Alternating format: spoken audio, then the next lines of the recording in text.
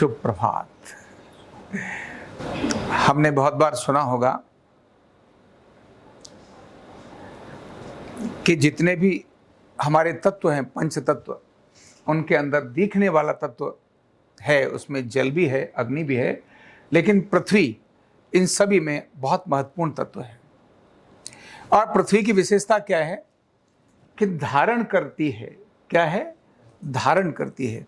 हम सभी का अगर अस्तित्व जिसके कारण है वो है पृथ्वी, और इसीलिए पृथ्वी को बाकी सभी को देवता बोलते हैं, अग्निदेव भी बोलते हैं, वायुदेव बोलते हैं, लेकिन पृथ्वी को माता बोलते हैं। क्या बोलते हैं?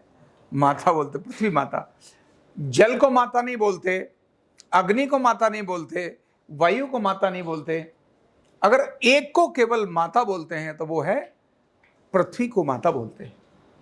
और माता का मतलब होता है धारण करने वाली, जो धारण करती है। हमारी जो उत्पत्ति है, यानी हमको जो धारण किया है, वो माता ही है। ये माता कैसे कुपित होती है? ये जो माता वाला तत्व है, जिसको हम पृथ्वी तत्व बोलते हैं, हमारी कैसी ऐसी छोटी छोटी गतिविधियों से, हमारे छोटे छोटे व्यवहार से ये देवता जो है, ये जो देव है, जो माँ है, ये पृथ्वी तत्व है, कैसे कुपित होता है और किस प्रकार की बीमारी लाता है, ये बात अभी हम यहां करेंगे, और कैसे इसको प्रसन्न किया जाए। तो पृथ्वी तत्व की अगर बात करें तो धारण करने वाला, धारण मतलब जो हम भी पैदा हुए सभी धारण ही हुए, तो जितनी चीजें धारण करती हैं वो सभी पृथ्वी तत्व में आती हैं। जैसे धातुएं इस धरती पर अपना बहुत बड़ा रोल प्ले करती हैं, इसीलिए वो पृथ्वी तत्व पर आती हैं। धातुएं की बात करेंगे और शरीर की जब बात करेंगे तो शरीर में 7 प्रकार की धातुएं हैं।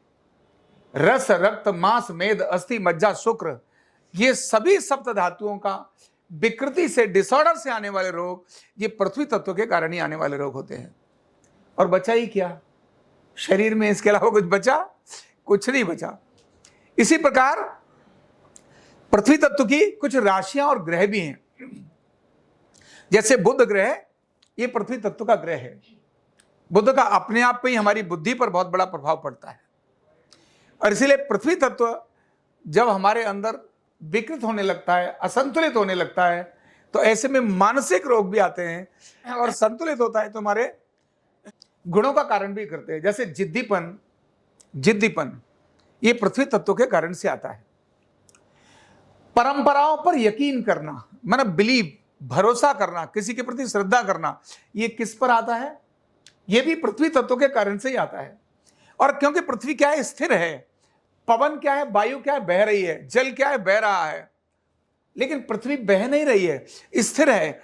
इसलिए आपके मन में अस्थिरता का दोष, चित्त के अंदर अस्थिरता का दोष भी पृथ्वी तत्व के अनियंत्रित होने से, विकृत होने से आता है।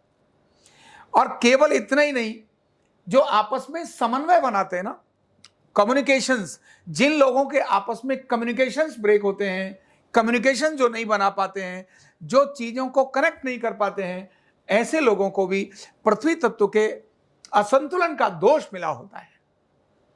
तो छोटी बात नहीं, 7 धातुओं के रोग तो बचा ही क्या, बस शरीर में कोई ऐसी चीज नहीं बची जो पृथ्वी तत्व के कारण से, पृथ्वी तत्व अगर अंतरित हो गया, तो अगर उसने कैल्शियम की कमी धातु की हो गई, तो कैल्शियम से संबंधित तो हड्डियों के सारे रोग आ जाएंगे, क्रैम्प्स के रोग आ जाएंगे। अगर लोहे की कमी हो गई, लोह की, तो शरीर के अंदर रक्त के विकार आ जाएंगे। रक्त के विकार अगर आ गए तो अनीमिया है ना, जिनके अंदर हीमोग्लोबिन की कमी होती है, ऐसे अनेक सारे रोग ये पृथ्वी देवता के रुष्ट होने के कारण ही आता है। तो रस, रक्त, मांस, मेद, अस्थि, मज्जा, शुक्र, सारी बीमारियों का एक बड़ा कारण पृथ्वी तत्व होता है। केवल अगर यही भी असंतुलित हो गया, डिसऑर्डर हो गया, पृथ्वी हमारे से नाराज हो गए, तभी हो जाएगा। और मानसिक के बारे में तो मैंने बताया ही, यही तो सारी चीजें हैं। कम्युनिकेशन से एक दूसरे से अगर बिगड़ रहा है, स्थिरता खत्म हो रही है, जिद्दीपन, अनावश्यक जिद्दीपन, जिद बहुत जरूरी है, लेकिन अनावश्यक जिद बहुत खतरनाक होती है। अनावश्यक जिद ऊपर बढ़ने वाले व्यक्ति को उसकी जिद के कारण 1 सेकंड में वो ध्वस्त हो जाता है। सिर्फ जिद, जब समन्वय नहीं होता, अगर यही सद्गुणों में बदल जाती है। अगर देवता प्रसन्न होता है तो यही जिद, कहते हैं ना, कल मैं बात कर रहा था अपने साथियों को, यस ठान लीजिए यह कर दिखाएंगे, जिद है। संकल्प क्या है? जिद है, मन की जिद है। लेकिन यह संकल्प एक अच्छे काम के लिए लिया जाए तो उन्नति देता है, और गलत काम के लिए जिद कर ली तो अवनति देता है। किन चीजों से होते हैं ये हमारे देवता नाराज? तो पृथ्वी का मतलब माता, पृथ्वी का मतलब माता। तो जो हमारी माँ है, जो जननी है, वह भी हमारी माँ है। ये जो धरती है जिसको हम बोलते हैं धरती माता, या धरती भी हमारी माँ है। और जिन जिनको हम माँ बोलते हैं, इसमें गौ, गंगा, गीता, ये सभी माँ के अंदर आते हैं। तो गाय का अपमान अगर आप करते हो तो पृथ्वी देव आपसे नाराज हो जाएगा। गंगा का अपमान करते हो, उसको प्रदूषित करते हो, उसको जो भी तरह से आप अपमानित करते हो, तो ये पृथ्वी तत्व आपसे नाराज हो जाएगा। गीता मतलब ज्ञान, पुस्तकें, पुस्तकों को भी माता ही बोलते हैं। जो सभी पुस्तकें हैं, गीता एक पुस्तक है लेकिन सभी पुस्तकें, तो जब भी पुस्तक का अपमान करेंगे तो वह भी माता है। और माता का मतलब वो सभी माताएं, जैसे पृथ्वी माता है, लक्ष्मी माता है, सरस्वती माता है, ये जितनी माताएं जिनको हम बोलते हैं, इनके अपमान करने से, यानी उनका रेस्पेक्ट न करने से वो क्रोधित होती हैं, कुपित होती हैं, और ऐसे धातुओं के रोग आते हैं। बच्चा मंदबुद्धि पैदा हो गया, धातु का अभाव था उसके अंदर। क्यों? उसके अंदर फॉलिक एसिड की कमी थी, इसीलिए बच्चा जन्म से ही मंदबुद्धि हो गया। बच्चों में विकृति आना यह इसी देवता का रुष्ट होने का एक बहुत बड़ा प्रभाव है। तो जब हम इनका अपमान करते हैं, इनका रेस्पेक्ट नहीं करते हैं, इसलिए भारत में नारी को माता के शब्द में दिया। तो नारी तभी भारत में कहा भी गया है, यत्र नार्यस्तु पूज्यन्ते रमन्ते तत्र देवता। जहां नारी की पूजा होती है, ये सारे देवता अपने आप ही आ जाते हैं, कहीं लाने की जरूरत नहीं पड़ती है। केवल और केवल माता का सम्मान, यह माता की सम्मान करने से, माता की पूजा करने से ये आता है। और ध्यान रखना, हमने जब से इनका अपमान करना शुरू किया, धरती माता को कैसे अपमानित करते हैं? तो हम पेस्टिसाइड्स का उपयोग करके, आज हम बड़ी तादाद में उर्वरक और पेस्टिसाइड्स का उपयोग कर रहे हैं, केमिकल्स का उपयोग कर रहे हैं। ये केमिकल के उपयोग करने से धरती माता विकृत हुई, और कैंसर जैसे बड़े बड़े रोग आज भर पड़े, सब तरफ आ गए। कैंसर जैसे रोग, केवल हमने केमिकल्स डालना शुरू किया। घर के अंदर अनेक सारी ऐसी बीमारियां, आज कॉमन बीमारियों का एक बड़ा कारण ये जो हमारे केमिकल वाले फूड भी हैं, इंजेक्शन लगाकर केमिकल वाले फूड हैं, इससे हमारा ये पृथ्वी तत्व हमसे कुपित होता है। तो केमिकल्स, यानी आज का आधुनिक विज्ञान, आज का विज्ञान, इन सभी पांचों तत्वों की बात करूं तो पांचों तत्वों के लिए अभिशाप है। क्योंकि आज के विज्ञान बन गया अभिशाप, शायद अभिशाप नहीं होता लेकिन बन गया अभिशाप। उसने प्रगति की तरफ न जाकर प्रगति दिखाकर दुर्गति की तरफ लेकर गया।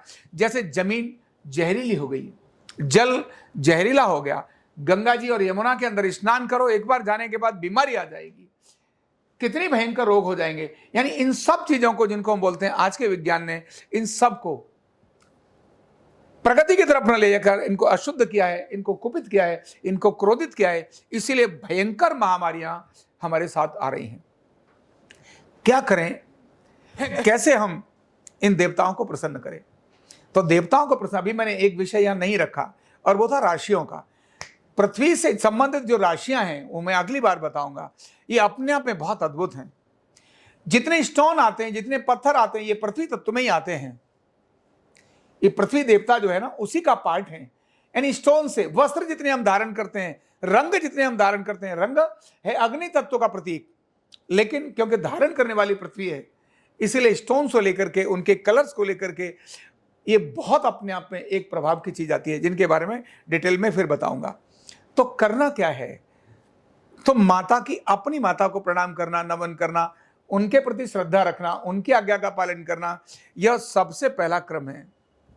दूसरा, गौ माता बोलते हैं, गाय, गाय का स्पर्श, गाय को रोटी निकालना, गाय को प्रणाम करना, घर में गाय रखना, ये गौ देवता यानी ये पृथ्वी माता को प्रसन्न करने का एक बहुत बड़ा प्रणाम है। गीता का नित्य स्वाध्याय करना, गीता का अध्ययन करना, लेकिन गीता का अध्ययन भगवे कपड़े में पहनकर नहीं करना। क्यों? गीता कर्म का सिद्धांत सिखाती है।